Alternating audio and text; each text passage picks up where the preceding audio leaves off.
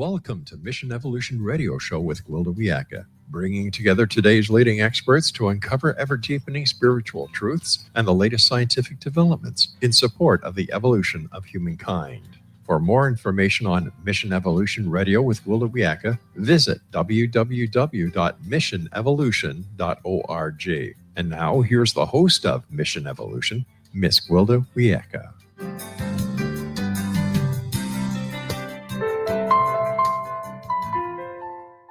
Over time, the rise of modern conveniences has resulted in humans sacrificing time in nature for the perceived comforts of modern housing, concrete, and fast food. Are there hidden consequences of our detachment from the natural world? Mission Evolution Radio Show is coming to you around the world on the X-Zone Broadcast Network, xzbn.net. With us this hour to explore the healing properties of nature is Dee Davidson. Ellen lives in the redwoods of Northern California, where she's fallen in love with the trees.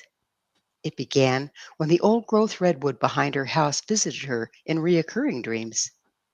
Then she felt called to spend time hiking and meditating in the ancient forests. Over the next 17 years, the trees healed Ellen from fibromyalgia, insomnia, and chronic fatigue, as well as opening up her perception, creativity, and imagination in unexpected ways. Ellen has worked as a creative writing piano, elementary school teacher, and author. Her website, ellenddavidson.com. Ellen, thank you so much for joining us on Mission Evolution.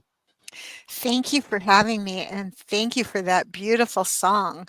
I Isn't feel that like it gorgeous? said it all. It did. It just did. We can close right now. That Yeah. was written by our executive producer, Rob McConnell, and it's such a beautiful piece. So, Ellen, your bio states that the old growth redwood behind your house visited you in reoccurring dreams. Please tell us a little bit about those dreams and what you concluded from them. I moved into this house 33 years ago now, and almost immediately started having dreams that the ancient redwood behind my house was teaching me. At the time, that was beyond belief for me. So I wrote the dreams down in my journal and analyzed them as if the tree was part of me.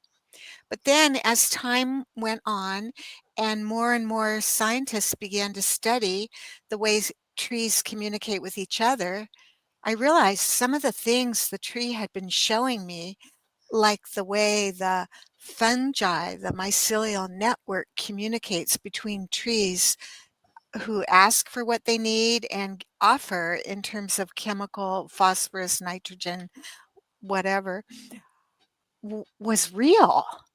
So that was the beginning of me thinking that something was really up here. So, how far away from your house is that giant redwood? It's a huge tree, so it feels like it's right there off my back deck. There's a meadow in between, and I would say maybe a quarter to a half of a football field. Oh my goodness. How old do you suppose that tree is? I'm not sure. It's hard to tell unless the tree falls and they do a tree ring study, because on wetter years, the tree will grow horizontally more. But I suspect it's 1,000, somewhere between 750 and 1,500 years old. Oh my gosh, what that tree has seen, huh? Yeah. So, so you were just mentioning how they communicate with each other. And do they actually give each other nutrients that's needed? Through the fungi at their roots, which act like connective tissue or between their roots and each other. Yes, they do. So they have a synergistic relationship with the fungi as well as each other. Yes.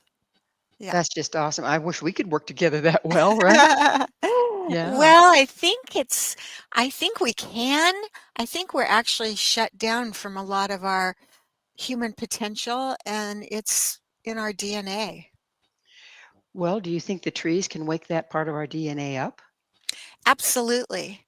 I think spending time out with wild nature organically opens us up to a vaster intelligence.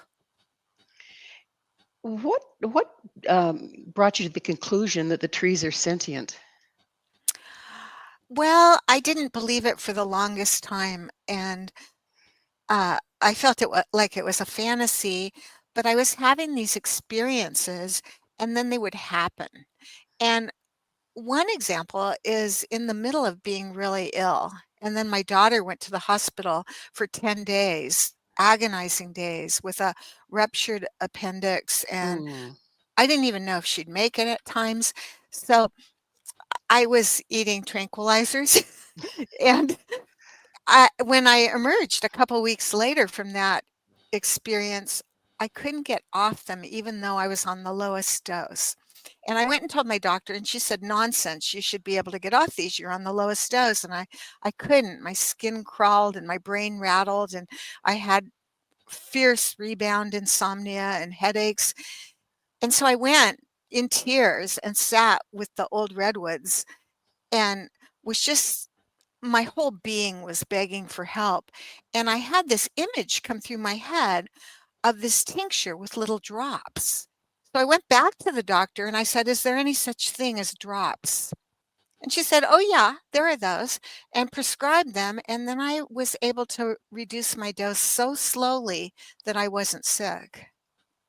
That's amazing. So the tree gave you the answer. Do you think that the tree got the answer from you and then gave it back to you? I think the trees are very connected to the unified field. And when we connect into that, there's intelligence about all sorts of things that we can access. And so, no, I don't think the tree goes around knowing what kind of medical support we humans need, but I think they can help us access that knowing. So your energetic field communes with that of the tree. The tree communes with the unified field, and then that gives you access to the information you needed. I think so. I think that's how it works. I mean, I don't know. It's mysterious. Well, how does one meditate with trees? You said you meditated with them. I usually hike 3 or 4 miles in, and that calms me down. I love to walk. It's not necessary for forest bathing. And then I just sit quietly beside a tree, and trees have this is real science, they have bioelectric fields that are measurable, and so do we humans. And what happens is my system will calm down and go into resonance. The way when you strike a glass and then the note resonates and other glasses will go into resonance. So I feel my whole system calm down and become more receptive.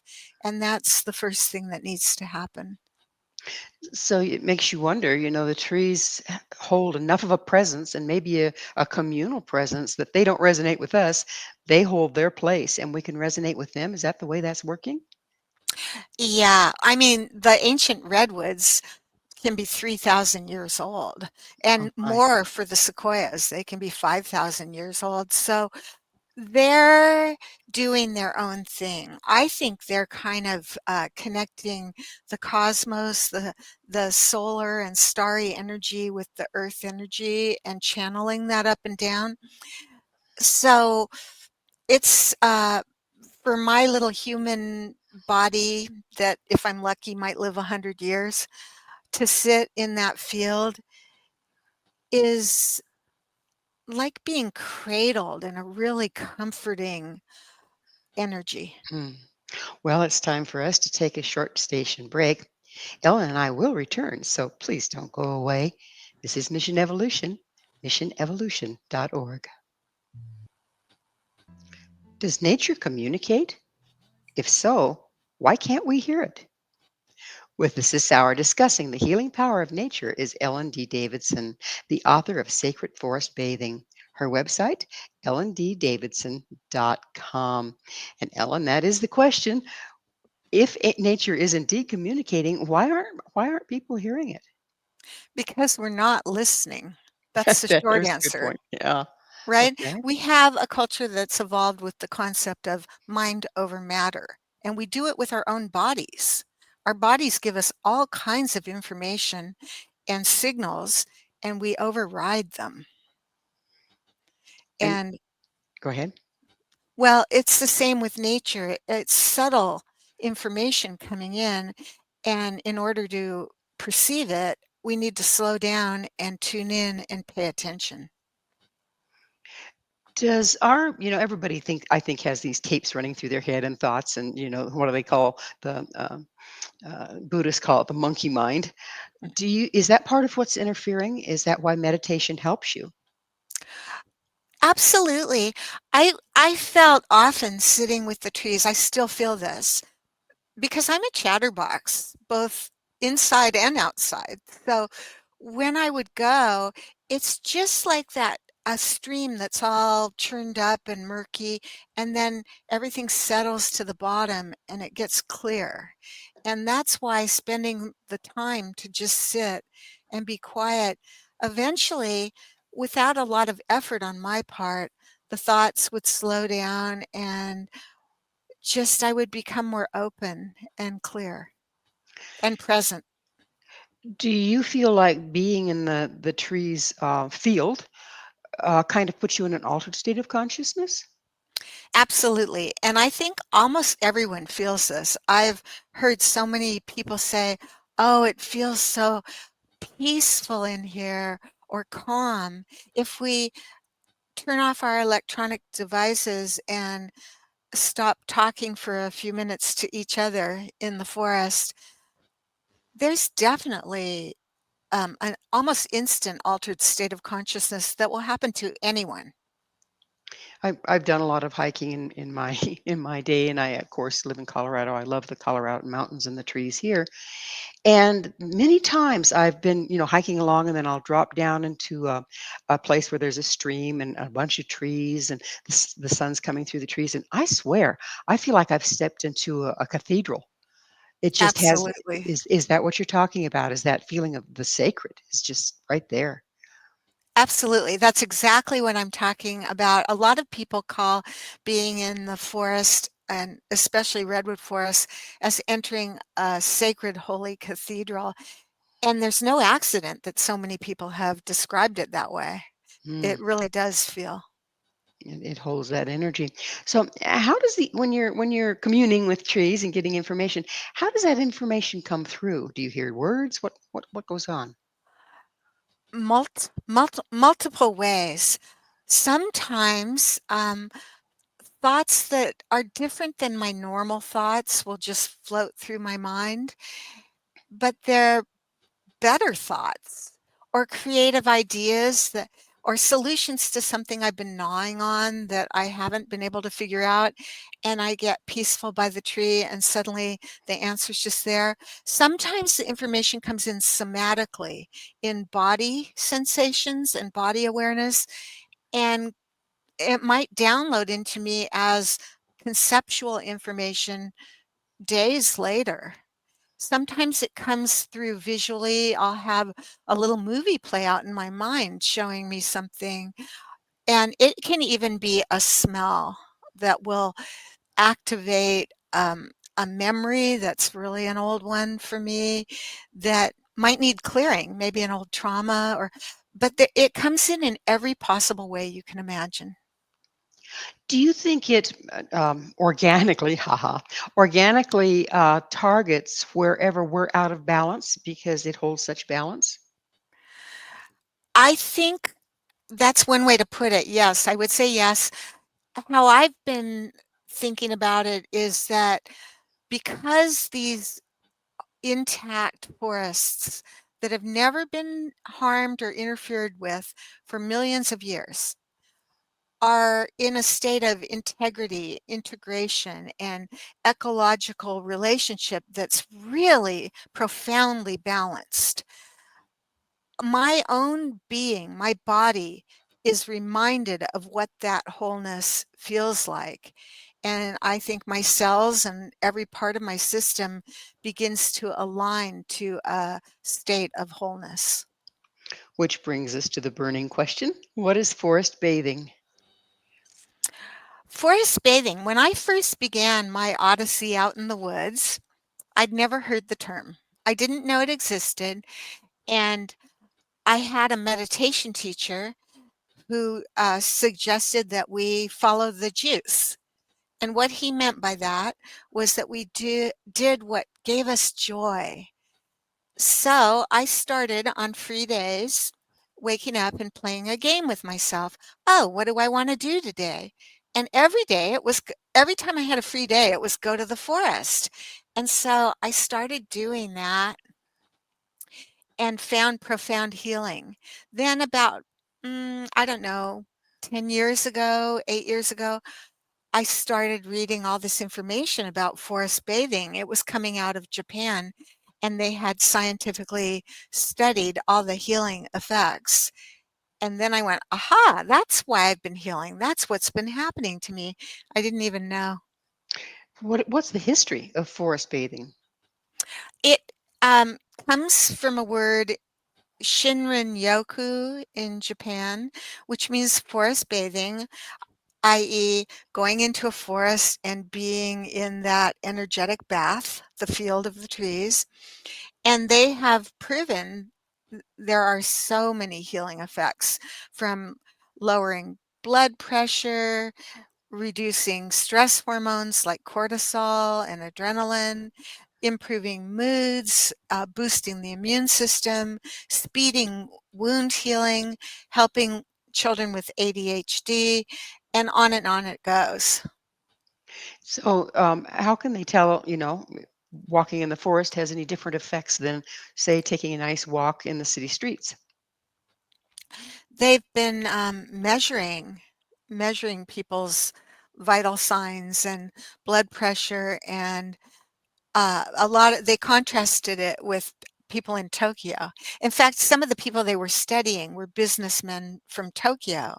And one of the cool things I really love sharing is that they discovered that even a day or two of forest bathing, the benefits lasted for these high-powered people going back to the big city for a whole month. It kind of percolates then. That speaks to it being returning us to a natural state rather than imposing something, doesn't it? Where we'll take it and hold it. Yeah. Yeah, amazing. So, what are some of the techniques that people can use to practice forest bathing or nature therapy? Well, first is to find a place that uh, the person has access to. The closer to home, the better, because doing it repeatedly is more beneficial. And it's wonderful to develop a relationship with the earth wherever we are. So that's one. Two, when you find your spot and go, uh, turn off all the electronic devices and the music, anything that's distracting. And if you go with a person, practice silence, at least for a while, at least for a couple hours, and then pay attention to what calls you. What you'll feel that little tug in our guts have intelligence, our hearts have intelligence. This is all proven, and we can kind of feel where we're drawn. So notice which trees, or maybe it's a rock or a creek or a river, but notice where your spot is, where you feel called. Because we have an energetic affinity with different spots and different trees, and then spend time opening the senses. All sorts of mindfulness and breath practices and even restorative yoga will work here, just being calm and sitting, but pay attention to what you see, feel, like the wind or the air on your skin, touch, taste, hear, and that helps us drop in more deeply. When you have set up say, a relationship with a place like that, really communing with it, I don't know if there's been any studies done on this or not. You'd have to tell me. If you simply drop in and bring that place to mind, will it have a similar effect on your physiology? They've done a ton of studies on athletes, and people who are fighting cancer about how the visualization our bodies react to those as if they are the real thing. So I think that is really beneficial. However, for me, I have a caution here.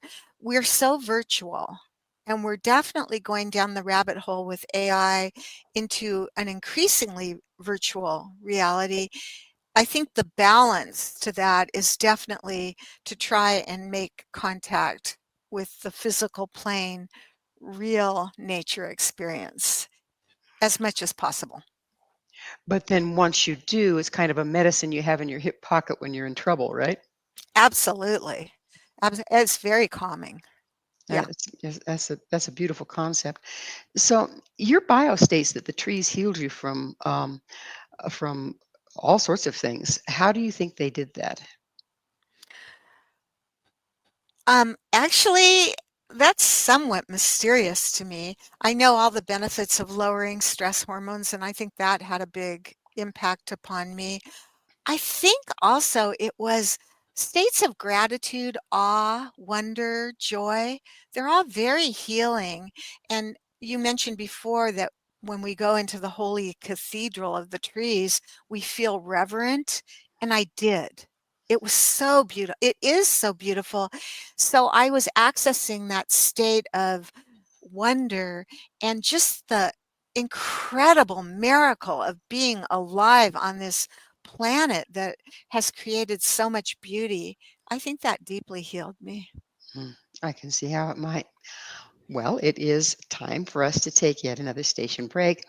Ellen and I will be right back to continue our discussion. So you stay right there. This is Mission Evolution, www.missionevolution.org. When do we lose our way? Can the trees help us find home? This is Mission Evolution, missionevolution.org. With us discussing forest bathing and its benefits is Ellen D. Davidson. Her website, ellenddavidson.com. Ellen, it seems like one of the things that we're kind of talking around but absolutely seeing is that humanity has kind of lost its way as a result of its separation from nature. Do you think that forest bathing and people becoming aware of spending time in nature and doing so can start to turn that around? Absolutely. It's a love affair. And when we let ourselves fall in love with the natural world and all the beauty and the different forms of expression, it opens up different parts of ourselves, and it's a mutual relationship. The Institute of Heart Math has just done a great study with red maples, and they had people send love and gratitude and appreciation, admiring these trees, and measured the electronic fields around the trees, and they expanded hugely when people were appreciating them. Well, the Heart Math is a wonderful group and doing some very profound, very scientific studies. One of the things, of course, is they worked with heart, right? The heart of the human being and how that puts out quite a field, much larger even than the field that the brain puts out. So if we fall in love or are allowed to allow ourselves to really heart connect, isn't that a stronger form of connecting electromagnetic field with the trees? Oh, absolutely. It's mutual. We go and wow, how cool is that? Look at this one. And while we're doing that, we're expanding and then they're expanding. So it's a mutual relationship that's so reciprocal and I think might be key to restoring both our own health and well-being and communities, but also the ecology. Well, if you think about it, if that love and appreciation that humans put out have a profound effect on the plants and probably the animals around us, and yet we've become so shut down on the heart, that would kind of explain this is the separation, the horrific separation we're experiencing these days, wouldn't it? Yeah, good point. Yeah. So, we spend a lot of time in front of our computers, and sometimes, you can look up nature scenes or nature sounds. Is does that help at all, or is it too removed? Actually, they've proven that bird song, even on a recording, has hugely beneficial properties for our health in lowering stress and improving mood. Probably that's because we evolved with birds outside for the most part, and when birds are safe, they sing. So we know it's safe. So most likely that's that way, but what was your question? I got lost. Maybe I was lost too. We probably better go on to the next one. So, do you think that there's a genetic memory in human beings that align them with the safe feeling of remembering on some level that if the birds are singing, it must be safe out there? I think our genetic potential is so untapped.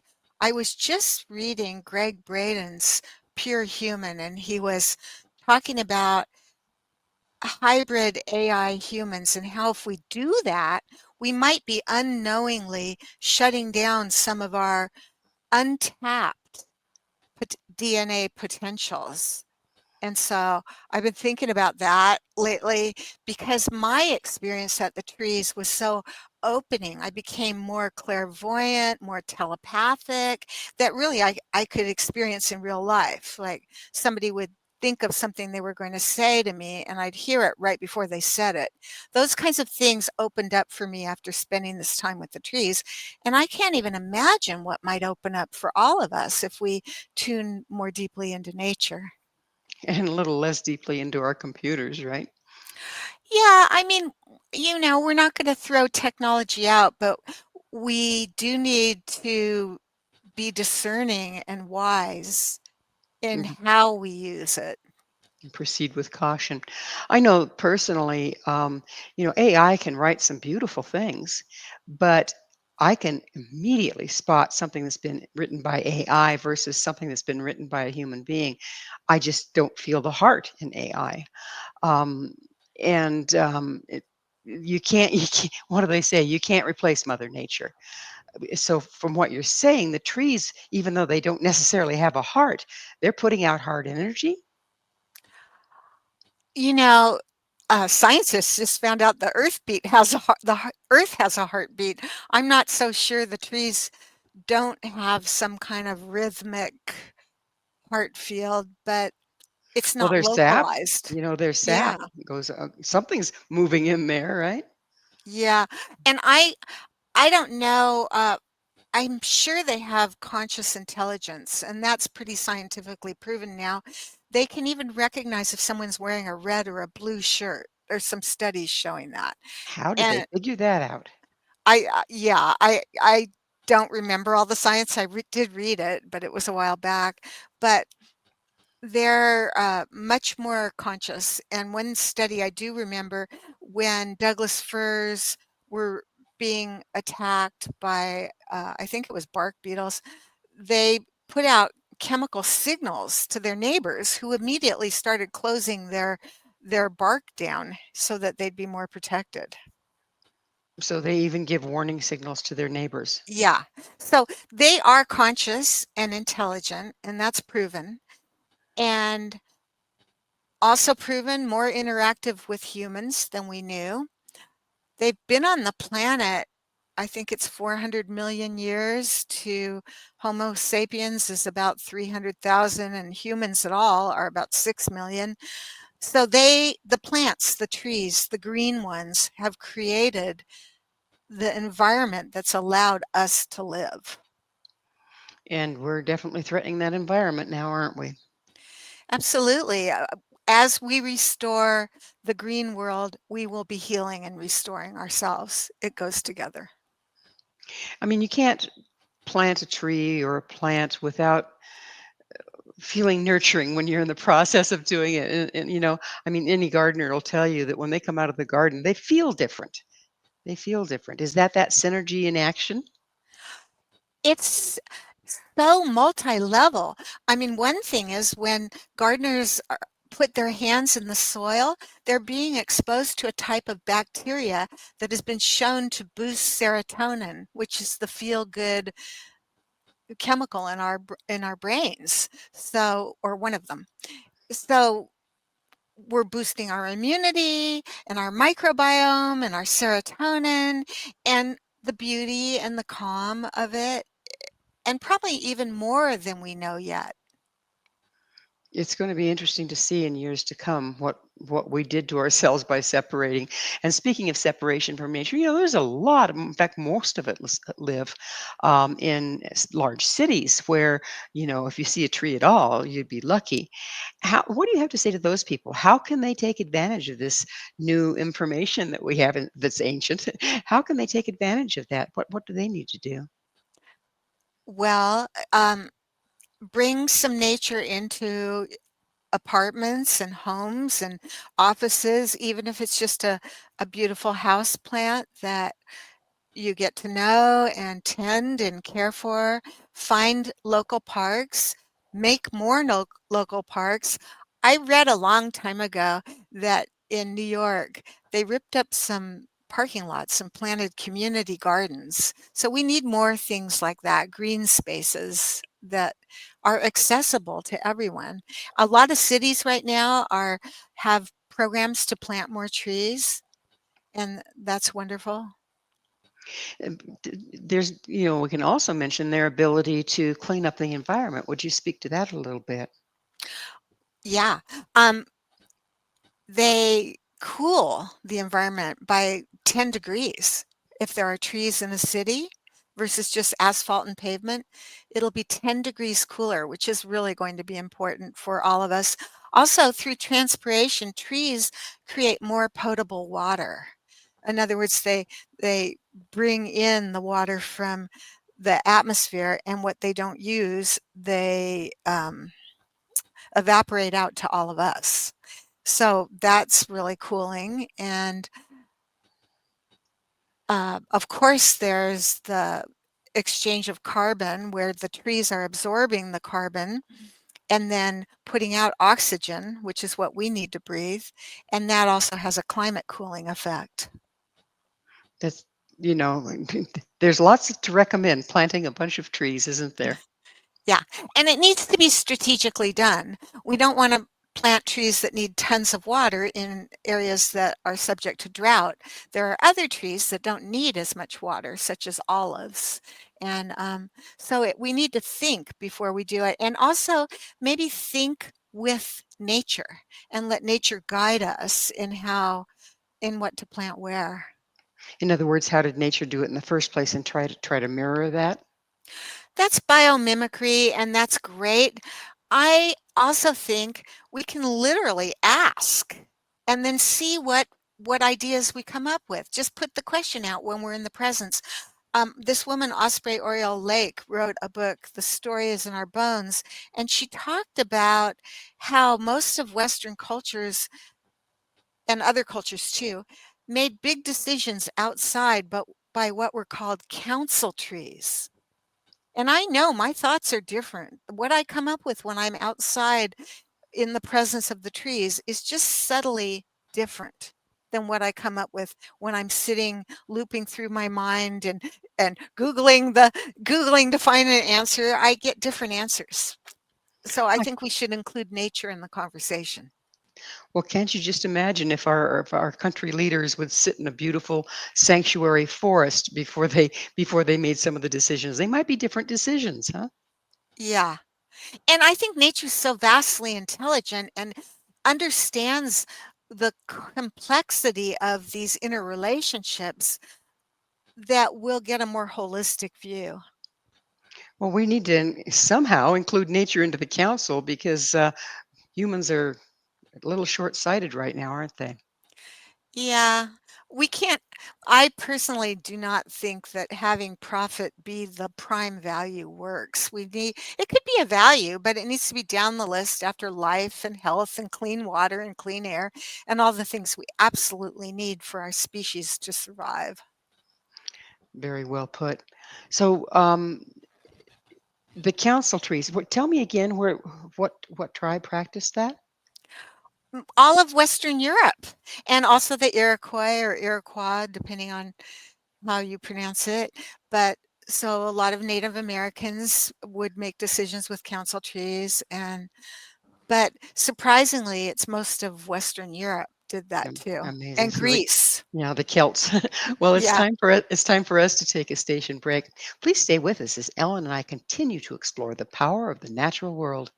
This is Mission Evolution, www.missionevolution.org. Is nature conscious? If so, what is it thinking?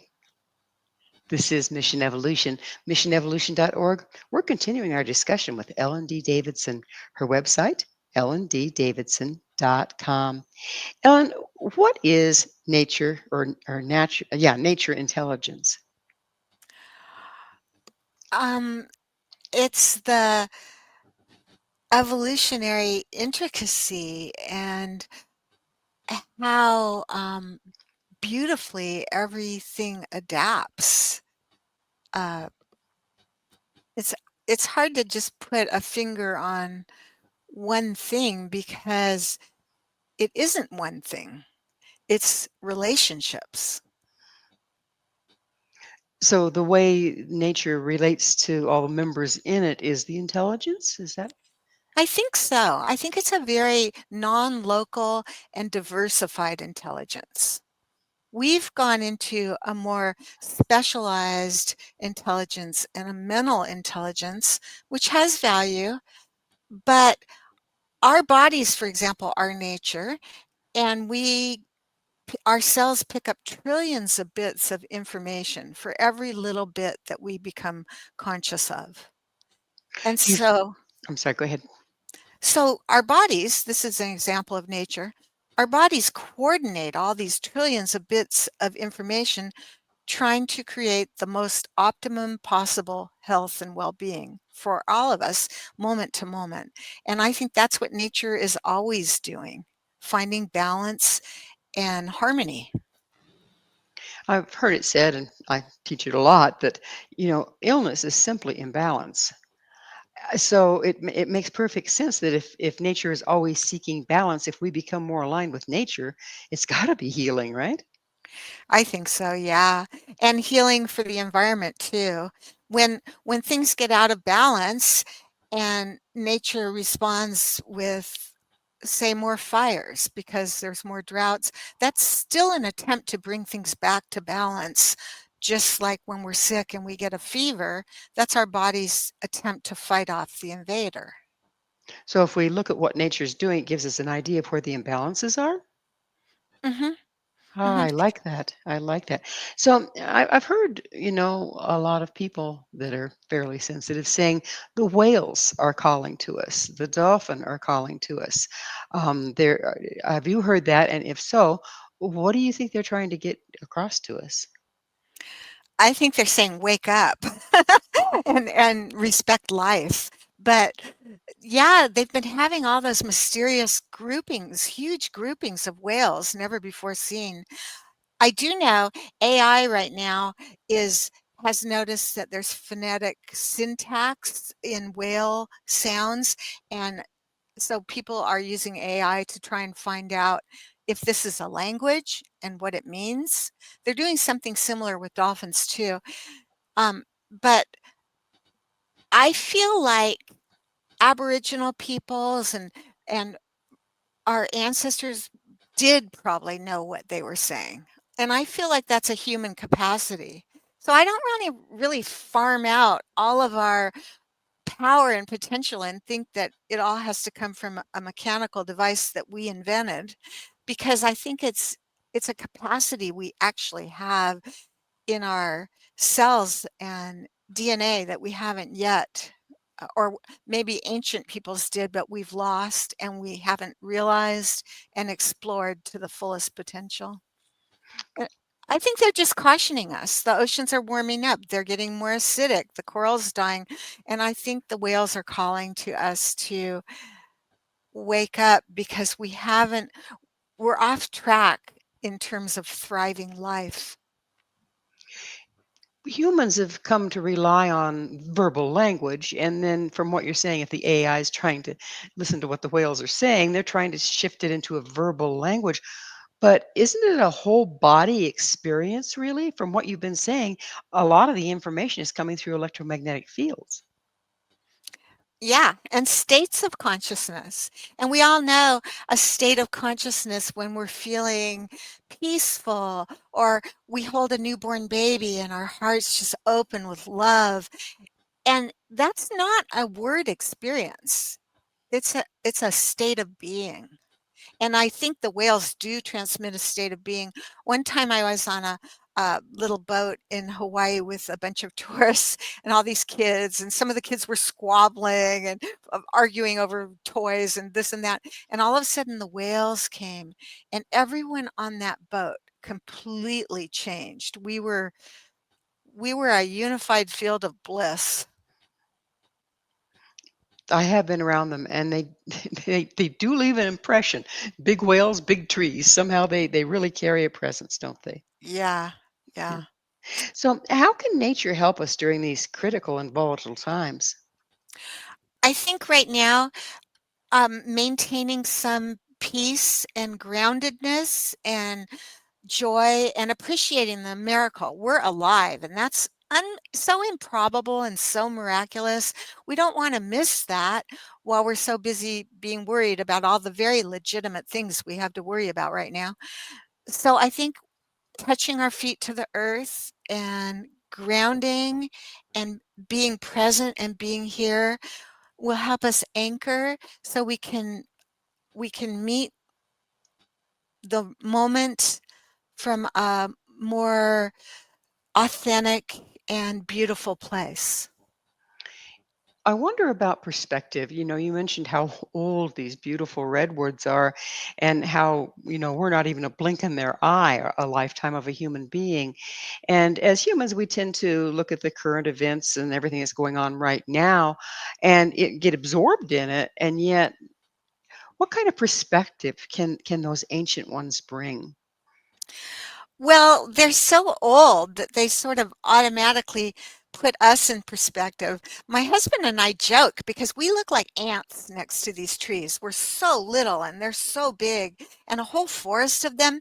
And one time we were just cracking up saying, we humans were like, if we were what humans were watching the ants saying, oh, the whole universe was created just for us and we're supposed to take charge of it, and you know it would seem ridiculous, and somehow being in these ancient forests with these huge trees puts my human life in perspective as I belong to the whole, but I don't control the whole. Mm. What do they say? You're just a moment's sunshine, right? Yeah, I hope I'm sunshine. Well, you resemble sunshine. I'm just so you know. So, what do you think the trees outside of Wake Up? What do you think they're trying to express to us right now? Well, everything alive wants to live. I'm convinced of that. We all value our lives, and I I think they're aware of the other trees and the forests that have been cut down and the forests that have been burning. I don't think just because we're in a place that's intact that they don't know. I think they get messengers through the atmosphere of what's going on, through the soil, through the water. And I think the trees, like all living beings, want to live. So I think they want our help in restoring forests. It would certainly serve all of us. How can spending time with ancient trees expand our consciousness and aid evolution? I think it helps us tap into um, our larger selves. We're more connected, we're more interconnected, we're entangled and entwined, and so we expand past a lot of the ordinary limitations and are able to grow. And I don't know where we're going to grow to. I just see that potential.